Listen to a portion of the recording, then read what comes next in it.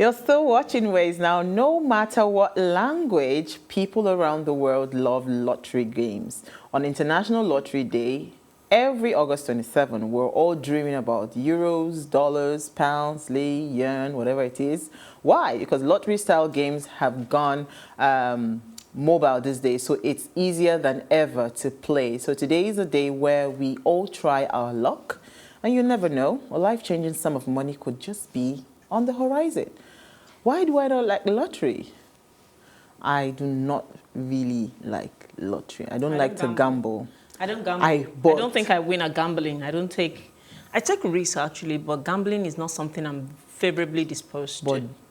People really gamble a lot. Especially that red box. It is everywhere. You know the red box. I don't want to call the brand. There's a red box.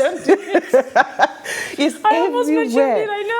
And trust me, these people truly believe that they will hit a jackpot. They do sometimes by fluke, and then they take it to be that they can win more, and then they keep it going. Do you know the millions of dollars that this business is raking? They do. And again, now these days they've moved betting.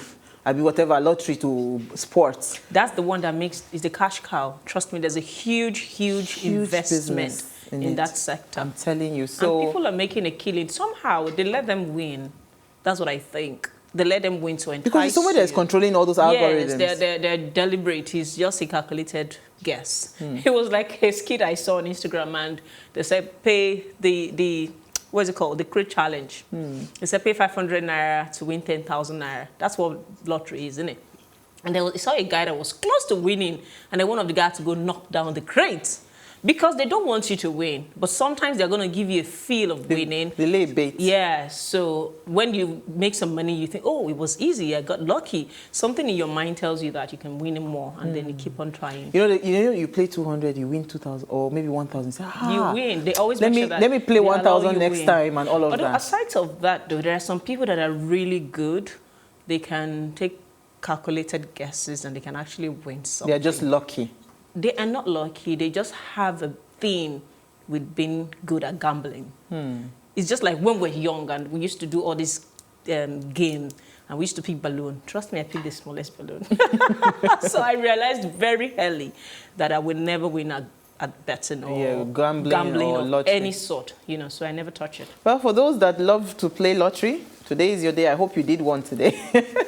All right, so let's see what we found in the news. Milola, what did you find for us in the news? What I have in the news is from Premium Times, and is still on the doctor strike. As negotiation flops, Nigerian government implements no work, no play rule. The striking doctors are stuck to their gun, saying the government's hard stance would not force them to suspend its almost 1 month strike. I remember last time we talked about comparing where our priority lies, whether we focus on doctors as against the ranches that they are building to keep away the herds and everything like that. Yeah. But the Nigerian government has instructed all major federal tertiary health institutions where members of the National Association of Resident Doctor NERD are currently on strike to implement the no work, no pay rule beginning from 2nd August when the nationwide industrial action commenced. But the striking doctors have stuck to their gun, saying the government hard stance will not force them to suspend its almost 1 month strike. Absolutely. It's very disturbing to see that where there's a bit of dictatorship in that rule, where you force people that because they're agitating for something that is rightfully theirs, and then because of that, you're going to tell them that if they did not work, then they do not get paid. I think there's a bit of cruelty to that stance, and it makes nonsense of the cries that they put out. It makes nonsense of the pleas that they're putting and their demands, which is not something they should have to demand for in the first place. We have a government that is sensitive and that is responsive to the needs of the people. But then it is what it is. I guess Nigeria is very peculiar with some of these issues. Yeah. So the Federal Ministry of Health, in a circular dated 26, which is actually today, directed all chief medical directors, medical and registrars at the Federal Health Institution to implement the no work, no pay rule. Well, the ministry in its receipt of a letter from the Honorable Minister, the Federal Ministry of Labor and Employment, informing the Ministry of Law governing the ongoing strike by the Nigerian Association of Resident Doctors, and they need to apply the provision sector 43(1) subsection A of the Trade Dispute Act on special provision with respect to payment of wages during strikes and lockouts, known in labor practice as no work, no pay rule. Absolutely. Wow. So it's actually interesting, but you know, even all this back and forth is not going to help anybody, because even now, the National Association of Residents Doctors, they have also gone out to bring out a communique to say, you know what, whatever it is that you're doing, we're sticking, and we are going to stick to the no work, and the strike will continue. But my story is actually rather a sad one, because they say when two elephants fight, that was the exactly line that I was going to pick up right now. It is the grass that suffers. So my story is actually a very heartbreaking story where a CNN reporter went to a hospital, a public hospital, to witness this young man called Emmanuel Agbenro sitting helplessly inside his sparsely decorated ward at the hospital. You know, he was supposed to be having treatment for colon cancer, but the doctors in Nigeria have downed their tools, as we all know, because of the nationwide strike that started on the 2nd of August. So this young man is there, abandoned. He says, you know, in his words, he says, I am surviving by faith. And who is supposed to be, so this guy was supposed to have started his second round of chemotherapy at the state-run hospital in Abuja. And he says that he has not received any treatment since 2nd of August, which was the day that this strike started. Began. You know, so, and again, when they reached out to some medical professionals in the hospital, some of the staff in the hospital told CNN that there are no doctors on ground. So what they are doing is that patients that have very bad conditions are referred to private hospitals. Yes, he said, because there are no doctors that can take care of those medical needs. Yeah, he says also they've asked that they do not mention them, the people, all of these people. Everybody's claiming anonymity because everybody's, again, afraid of losing their jobs or whatever it is.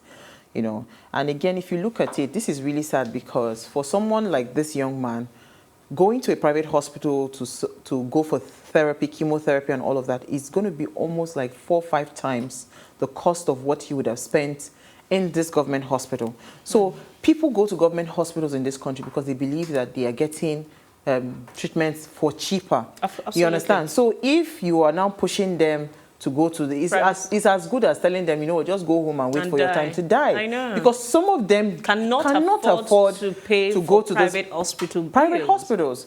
You know, so it's actually very sad. And this is where I want our government officials, the federal government, to actually sit down and going back again to what we had talked about on Tuesday, where truly is our priority? Because this is just one person in a hospital. Have we gone to all hospitals to see the patients that are being abandoned or are dying because they are not able to? This only made the news. What about countless of people that have lost life?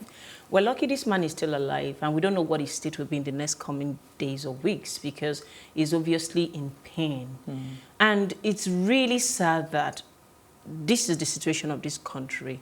Sometimes I'm pretty much confused as to where do we go from here? You know, we had a lengthy conversation the other time about the state of the economy, but then what do we do, really? You know, I was even thinking, you just pray that you have a good health, because if you ever fall ill, you're going to find yourself in a very sad state. It's a bad state. You know, with this even hospitals, I'm even thinking in my head, why do we even need to have government hands involved? What I think the government can do is, why don't we allow maybe public-private partnership or something, that they are out of the administrative, you know, let the hospitals run themselves. What you do is just subsidize because I do not know how they operate. Well, but good thing is that we're actually having some doctors coming to talk to us next week, because we want to deal with this situation. It's worrisome. We're going to be having some of the ESCO members and all of that come talk to us, because it's very important that we even understand where this is happening. Because amidst all of this, people are leaving, doctors are leaving Nigeria on a daily basis. Absolutely. You know, so we are even saying that everyone is protecting their own self-interest. And do you blame them? No, you don't. You can't. If you find yourself in a country where your life does not matter, you will not put yourself on the job just because you want to be patriotic. And that was what we talked about, how patriotic are Nigerians. A lot of us have been we've been dealt a lot of hostile hands. And it has created a vacuum. It has taken away our humanness, to put it that way. It's made a lot of people very hostile and very mean, which is really wrong, because then we're going down the wrong path very fast, you know. But like you said, you bring in someone next week, and let's see how we can discuss talk about this further. All right, so we are talking, this is even part of what we're talking about, because there is a business at the end of the day. So we're talking challenges of small businesses, and we have our guests with us. When we come back from the break, we'll have that conversation. Stay with us.